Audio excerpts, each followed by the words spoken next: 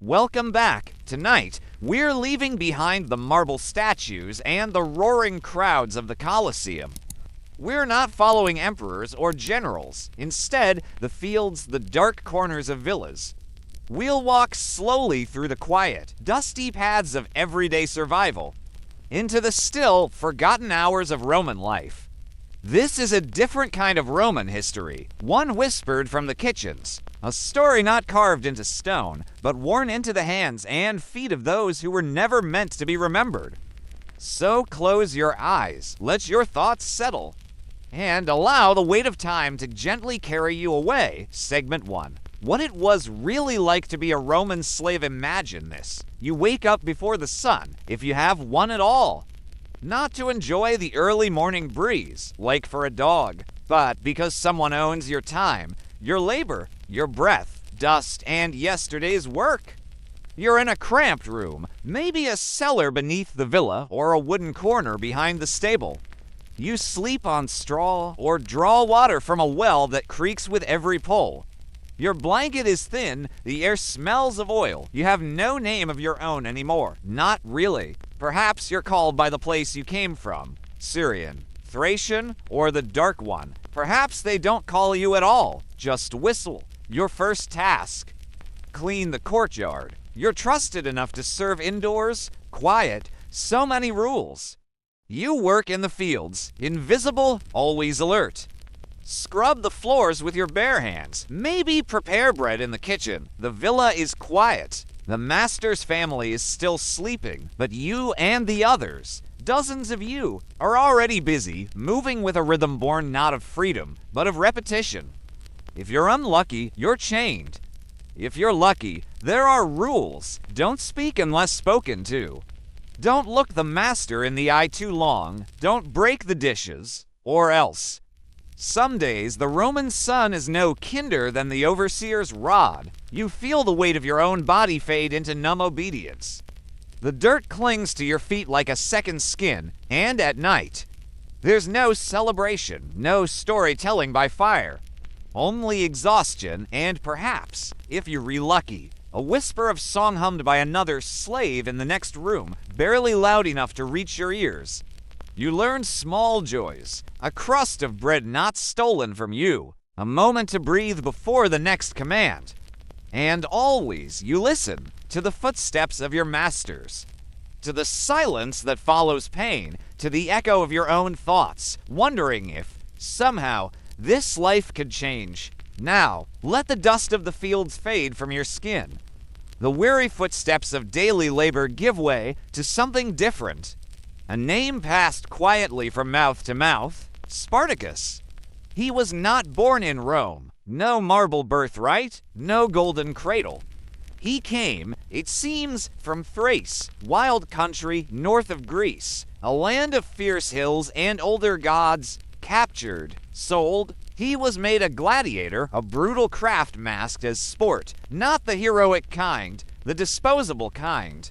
They trained him in Capua, far from the beating heart of Rome, not with armor, but with pain, but with chains, not with honor.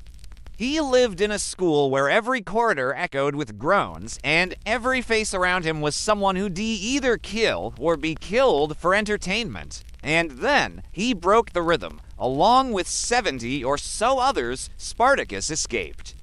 They used kitchen knives, sticks, whatever they could grab. And they ran, not just away, but towards something, freedom. What followed wasn't just survival. It was revolt, over 100,000 at the peak. A swelling of voices, of bodies, not citizens, but shadows of the empire. Slaves, shepherds, deserters, they won battles. They humiliated Roman generals. Spartacus wasn't a philosopher. He wasn't even a writer. But he understood hunger and how to turn desperation into discipline. He didn't want a throne. He wanted to go home. But Rome could never allow that. They sent their finest, Marcus Licinius Crassus, the richest man in the Republic, a man who saw human lives as investments. The rebellion ended near the river Cellars. Tens of thousands died. Spartacus was never found. No body, no grave. Only silence and stories. In revenge, Rome crucified 6,000 slaves along the Appian Way, a warning to the living, a final insult to the dead. And yet, even centuries later, we still speak his name. Not as emperor, not as ruler, but as something rarer. A slave who dared imagine freedom. Not all lives in Rome ended with trumpets or marble tombs. Most ended quietly, without ceremony, without name, as a slave. Your death didn't pause the world around you. The field still needed plowing, the bathhouse still needed scrubbing.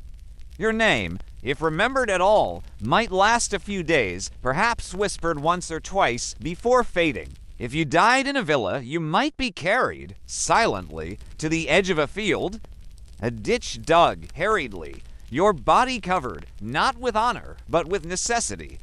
No prayers, no coins for the ferryman. Just soil and forgetting, but not always. Some owners, especially in large households, did allow basic rights, a candle, a word, and in rare cases, slaves pooled together their meager coins, copper by copper, to pay for a humble gravestone. These stones still exist. Faint Latin inscriptions etched in uneven hands. To Felicia, house servant. Loved by all, died soon. Or, here lies Tyro, who never knew freedom, but knew kindness, simple, sad, and somehow deeply human. In larger cities, there were mass graves called puticuli, layers of bodies stacked in pits, slaves, the poorer, the unclaimed, all buried together. Dust to dust, forgotten to forgotten. And yet, in some cemeteries, archaeologists have found tiny offerings, a broken necklace, a carved figurine, a folded piece of cloth, still wrapped tightly after centuries. These weren't placed by masters. They were left by fellow slaves, people who had almost nothing, but still gave something. That, in itself, is a kind of quiet rebellion against erasure.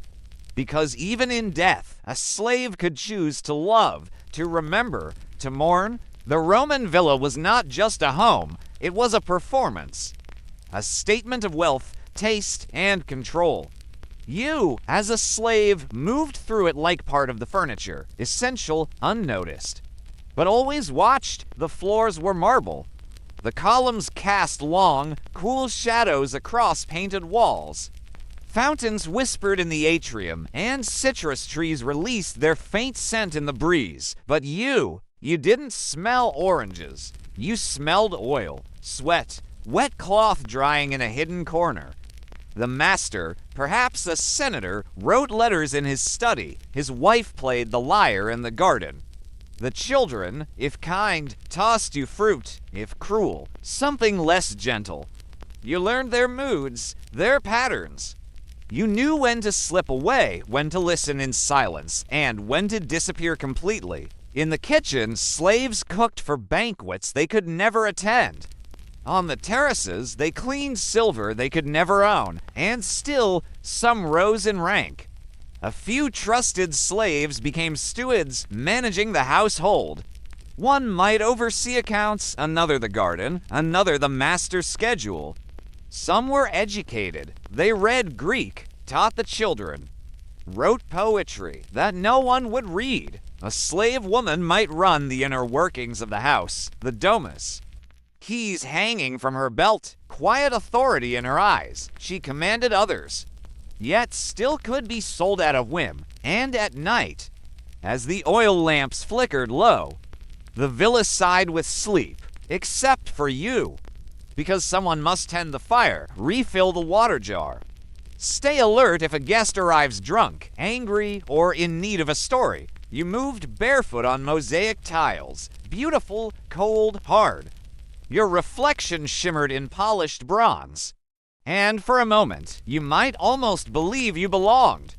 But the collar around your neck, real or imagined, reminded you. You were part of the villa, but never truly in it.